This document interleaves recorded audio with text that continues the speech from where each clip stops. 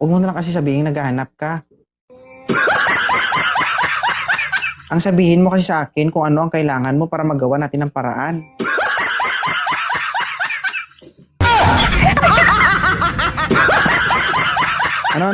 Anong kailangan mo?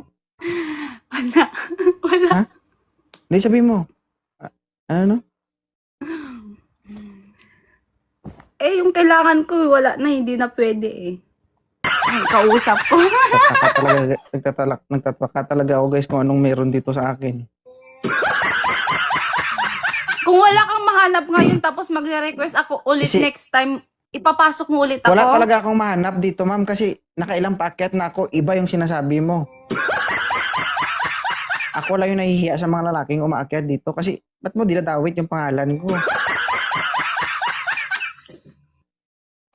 Eh, kung subukan mo kayo sa baba, yung maganda. Maganda to parang may konti din to eh, oh.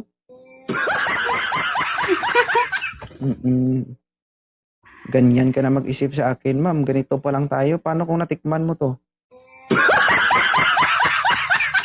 Ha?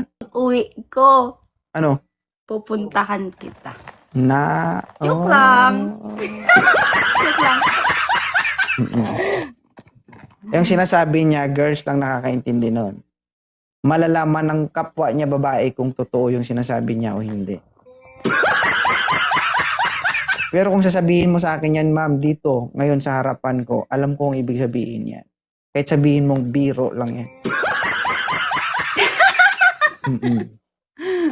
Ito yung sinasabi na kapag nagkita, diretso buka.